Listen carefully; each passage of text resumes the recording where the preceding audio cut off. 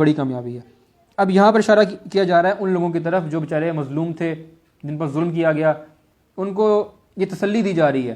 کہ بھائی آپ لوگ ایمان لے کر آئے، آپ لوگ میرے بتائے ہوئے راستے پر چلتے رہے تو اس کا تمہیں اجر ملے گا، یہ تمہاری جو موت ہے یہ ضائع نہیں جائے گی، ایمان پر موت ضائع نہیں جائے گی، اس کا اجر آخرت میں لازمی دیا جائے گا۔ اس میں کیا دیا جائے گا؟ ان کے لیے جنت کے باغ ہیں جن کے نیچے نہریں بہتی ہوں گی، اور یہی بڑی کامیابی، اصل کامیابی ہی یہی ہے کہ چاہے وہ دنیا کے اندر مظلوم ہو گئے لیکن آخرت میں ان کو اس چیز کا پورا اجر دیا جائے گا۔ در حقیقت تمہارے رب کی پکڑ بڑی سخت ہے، وہی پہلی بار پیدا کرتا ہے اور وہی دوبارہ پیدا کرے گا، اور وہ بخشنے والا ہے، محبت کرنے والا ہے، عرش کا مالک ہے، بزرگ و برتر ہے۔ اور جیسے میں نے پہلے بتایا کہ اللہ پاک ہی پہلی مرتبہ پیدا کرتا ہے، دوسری مرتبہ پیدا کرنے اس کے لیے کوئی مشکل چیز نہیں ہے، دوبارہ اس چیز پر قادر ہے۔ اور اللہ پاک بخشنے والا ہے، محبت کرنے والا ہے، عرش کا مالک ہے، بزرگ و برتر ہے، اور جو کچھ چاہے کر ڈالنے والا ہے، اور جو اللہ پاک کا جی چاہے وہ کر سکتا ہے۔ کیا تمہیں لشکروں کی خبر پہنچی ہے؟ ابھی دوبارہ ان لوگوں کو مخاطب کر رہے ہیں جو لوگ ظلم کرتے تھے کہ کیا تمہیں لشکروں کی خبر پہنچی ہے؟ فرعون اور سمود کے لشکروں کی۔ فرعون اور سمود وہ تھے جن کے بڑے بڑے لشکر تھے، بہت بڑی فوج تھی، اللہ پاک نے بہت مال و دولت اور رشوت ان کو اس دنیا میں دی، ٹھیک ہے، تو انہوں نے بھی لوگوں پر بہت زیادہ ظلم کیے۔ تو اب یہ بتایا جا رہا ہے ان لوگوں کو جنہوں نے آگ کے گڑھوں میں لوگوں کو پھینکا، ٹھیک ہے، اور یہ بتا کر بیسیکلی جو کفار مکہ ہیں ان کی طرف اشارہ کیا جا رہا ہے کہ تم ظلم کر رہے ہو تو تمہارے سے پہلے جو لوگ گزرے ہیں نا وہ تم سے بھی بہت زیادہ کہیں زیادہ طاقت میں تھے، اور اپنے آپ کو سمجھتے تھے کہ ہم اس طاقت میں ہیں تو ہمارا کوئی کچھ نہیں بگاڑ سکتا، تو ان کا انجام بھی بہت برا ہوا، تو تمہارا انجام بھی بہت برا ہوگا کہ تو تم کیونکہ تم ان کے مقابلے میں کچھ بھی نہیں ہو، جب ان کا انجام برا ہوا تو تمہارا بھی برا ہوگا۔ مگر جنہوں نے کفر کیا ہے وہ جھٹلانے میں لگے ہوئے ہیں، حالانکہ اللہ نے ان کو گھیرے میں لے رکھا ہے، ان کے جھٹلانے سے اس قرآن کا کچھ نہیں بگڑتا، بلکہ یہ قرآن بلند پایا ہے، اس لوح میں نقش ہے جو محفوظ ہے۔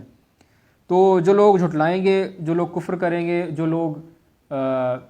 ایمان والوں پر ظلم کریں گے اس دنیا کے اندر، ان کا انجام اس دنیا میں برا ہو چاہے نہ ہو، آخرت میں ان کا حساب پورا لیا جائے گا، ٹھیک ہے۔ اور جو چیز اب ان کو کیسے بتایا جا رہا ہے، اس سورہ نازل ہوئی اور یہ سورہ جو ہے قرآن پاک کا حصہ ہے، تو یہ بتا کر کہ قرآن پاک ایک حق اور سچ اس کے اندر لکھا ہوا، قرآن پاک کے اندر تمام حق اور سچ ہے، تو اگر اس قرآن پاک کے اندر اللہ پاک نے یہ لکھ دیا کہ اگر تم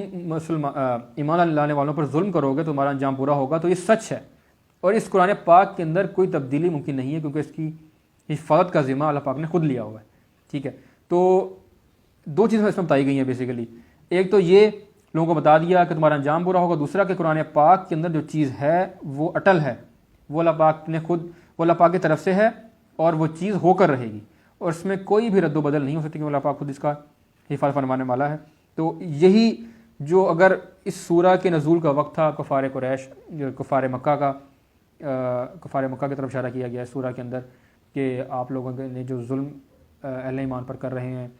اس کا انجام برا ہوگا، تو یہ آج کے دور میں بھی بالکل اسی طریقے سے ہے کہ مسلمانوں پر اس پوری دنیا میں آل اوور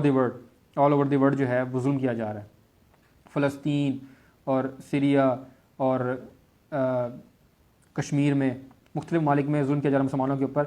تو ان کے لیے بھی یہ ایک نصیحت ہے ان پر ظلم کرنے والوں کے لیے کہ جب تم سے پہلے جو لوگ گزرے ان کا انجام برا ہوا تمہارا برا ہوگا، اور جن لوگوں پر ظلم کیا جا رہا ہے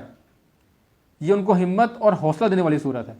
کہ آپ لوگ حق پر ہیں، اس دنیا میں آپ کا انجام جیسا بھی ہو آخرت میں آپ کو اس کا پورا اجر دیا جائے گا۔ تو یہ ایک اپلفٹ کرنے والی اور ایک موٹیویشنل سورہ ہے۔ تو اللہ پاک سے دعا ہے کہ جو اس سورہ کے اندر باتیں کی گئیں، جو بتایا گیا، وہ میں آپ کو اچھے طریقے سے آپ کے سامنے جو ہے وہ ایکسپلین کر پایا ہوں، اور اگر کوئی غلطی ہوگی تو اللہ پاک اس چیز کو معاف فرمائے، اور اس سورہ سے جو ہمیں سیکھنے کا سبق ملتا ہے اس پر